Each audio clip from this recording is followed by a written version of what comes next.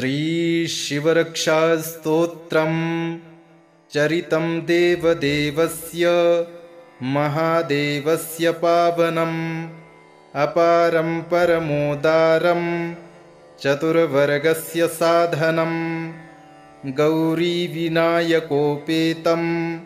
पञ्चवक्त्रं त्रिनेत्रकम् शिवं ध्यात्वा दशभुजं शिवरक्षां पठेन्नरः गंगाधरः शिरः पातु भालमर्धेन्दुशेखरः नयने मदनध्वंसी कर्णौ सर्पविभूषणः घ्राणं पातु पुरारातिर्मुखं पातु जगत्पतिः जिह्वां वागीश्वरः पातु कंधरां शितिकन्धरः श्रीकण्ठः पातु मे कण्ठं स्कन्धौ विश्वधुरन्धरः भुजौ भूभारसंहर्ता करौ पातु पिनाग्ध्रिक हृदयं शङ्करः पातु जठरं गिरिजापतिः नाभिं मृत्युञ्जयः पातु कटिव्याघ्रजिनाम्बरः सक्थिनी पातु दीनार्त शरणागतवत्सलः ऊरू महेश्वरः पातु जानुनी जगदीश्वरः जङ्घे पातु जगत्कर्ता गुल्फौ पातु गणाधिपः चरणौ करुणासिन्धुः सर्वाङ्गानि सदाशिवः एतां शिवबलोपेतां रक्षां यः सुकृती पठेत् स भुक्त्वा सकलान् कामान् शिवसायुज्यमाप्नुयात् ग्रहभूतपिशाचाद्यास्त्रैलोक्ये विचरन्ति ये दूरादाशु पलायन्ते शिवनामाभिरक्षणात्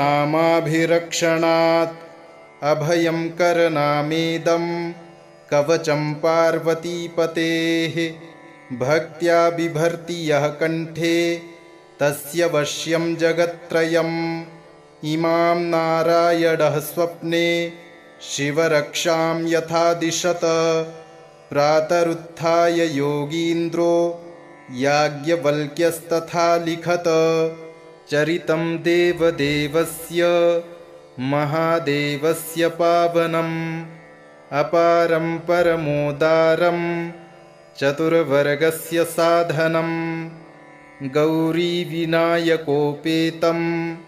पञ्चवक्त्रं त्रिनेत्रकम् शिवं ध्यात्वा दशभुजं शिवरक्षां पठेन्नरः गंगाधरः शिरः पातु भालमर्धेन्दुशेखरः नयने मदनध्वंसी कर्णौ सर्पविभूषणः घ्राणं पातु पुरारातिर्मुखं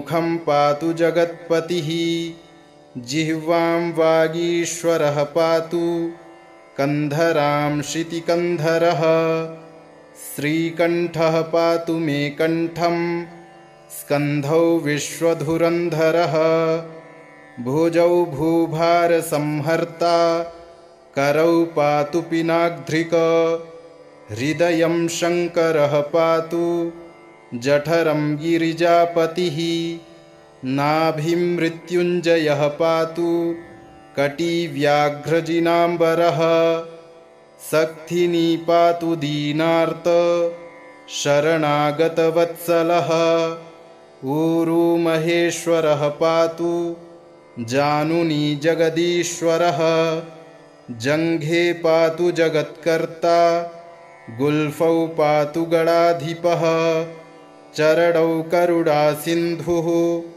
सर्वाङ्गानि सदाशिवः एतां शिवबलोपेतां रक्षां यः सुकृती पठेत् स भुक्त्वा सकलान् कामान् शिवसायुज्यमाप्नुयात् ग्रहभूतपिशाचाद्यास्त्रैलोक्ये विचरन्ति ये दूरादाशु पलायन्ते शिवनामाभिरक्षणात् अभयं करनामेदं कवचं पार्वतीपतेः भक्त्या बिभर्ति यः कण्ठे तस्य वश्यं जगत्त्रयम् इमां नारायणः स्वप्ने शिवरक्षां यथा दिशत प्रातरुत्थाय योगीन्द्रो याज्ञवल्क्यस्तथा लिखत चरितं देवदेवस्य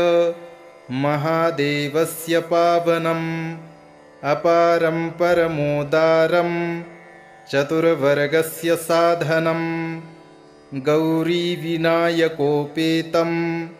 पञ्चवक्त्रं त्रिनेत्रकम् शिवं ध्यात्वा दशभुजं शिवरक्षां पठेन्नरः गङ्गाधरः शिरः पातु भालमर्धेन्दुशेखरः नयने मदनध्वंसी कर्णौ सर्पविभूषणः घ्राणं पातु पुरारातिर्मुखं पातु जगत्पतिः जिह्वां वागीश्वरः पातु कन्धरां शितिकन्धरः श्रीकण्ठः पातु मे कण्ठं स्कन्धौ विश्वधुरन्धरः भुजौ भूभारसंहर्ता करौ पातु पिनाग्ध्रिक हृदयं शङ्करः पातु जठरं गिरिजापतिः नाभिं मृत्युञ्जयः पातु कटिव्याघ्रजिनाम्बरः सक्थिनी पातु दीनार्त शरणागतवत्सलः ऊरू महेश्वरः पातु जानुनी जगदीश्वरः जङ्घे पातु जगत्कर्ता गुल्फौ पातु गणाधिपः चरणौ करुणासिन्धुः सर्वाङ्गानि सदाशिवः एतां शिवबलोपेतां रक्षां यः सुकृती पठेत् स भुक्त्वा सकलान् कामान् शिवसायुज्यमाप्नुयात् ग्रहभूतपिशाचाद्यास्त्रैलोक्ये विचरन्ति ये दूरादाशु पलायन्ते शिवनामाभिरक्षणात् अभयं करनामेदं कवचं पार्वतीपतेः भक्त्या बिभर्ति यः कण्ठे तस्य वश्यं जगत्त्रयम् इमां नारायणः स्वप्ने शिवरक्षां यथा दिशत प्रातरुत्थाय योगीन्द्रो याज्ञवल्क्यस्तथा लिखत चरितं देवदेवस्य महादेवस्य पावनम् अपारं परमोदारं चतुर्वर्गस्य साधनम् गौरीविनायकोपेतं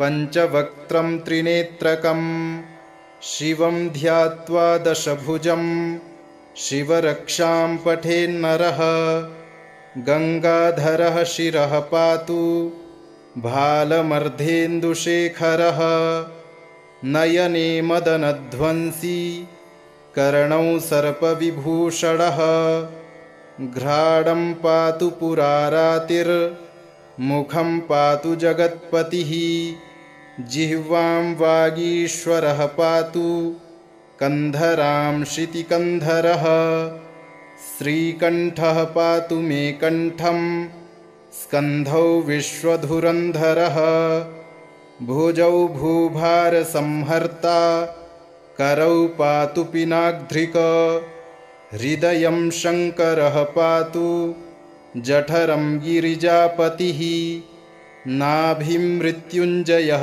पातु कटिव्याघ्रजिनाम्बरः सक्थिनी पातु दीनार्त शरणागतवत्सलः ऊरू महेश्वरः पातु जानुनी जगदीश्वरः जङ्घे पातु जगत्कर्ता गुल्फौ पातु गणाधिपः चरणौ करुणासिन्धुः सर्वाङ्गानि सदाशिवः एतां शिवबलोपेतां रक्षां यः सुकृती पठेत् स भुक्त्वा सकलान् कामान् शिवसायुज्यमाप्नुयात्। ग्रहभूतपिशाचाद्यास्त्रैलोक्ये विचरन्ति ये दूरादाशु पलायन्ते शिवनामाभिरक्षणात्। अभयं करनामेदं कवचं पार्वतीपतेः भक्त्या बिभर्ति यः कण्ठे तस्य वश्यं जगत्त्रयम्।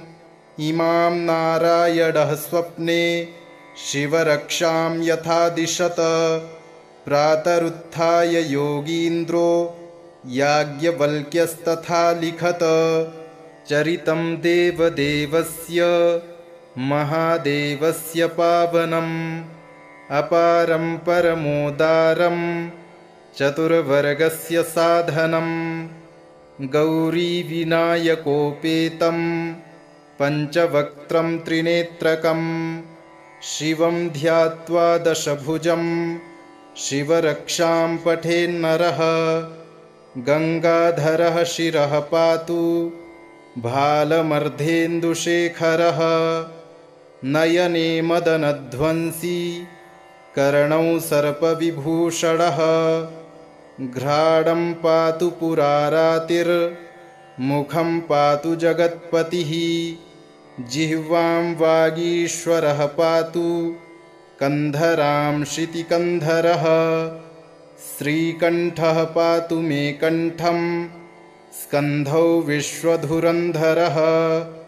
भुजौ भूभारसंहर्ता करौ पातु पिनाग्ध्रिक।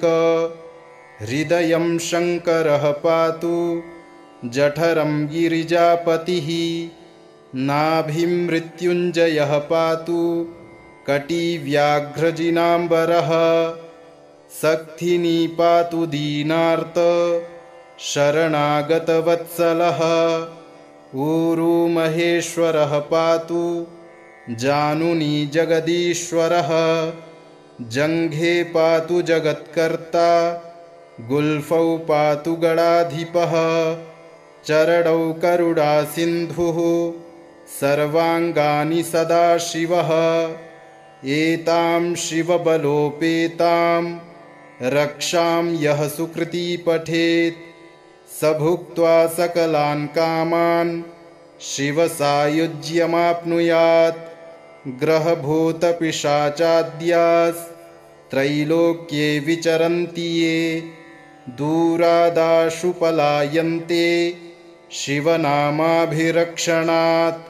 अभयं करनामेदं कवचं पार्वतीपतेः भक्त्या बिभर्ति यः कण्ठे तस्य वश्यं जगत्त्रयम्। इमां नारायणः स्वप्ने शिवरक्षां यथा दिशत प्रातरुत्थाय योगीन्द्रो याज्ञवल्क्यस्तथा लिखत। इति श्रीयाज्ञवल्क्यप्रोक्तं शिवरक्षास्तोत्रं सम्पूर्णम्।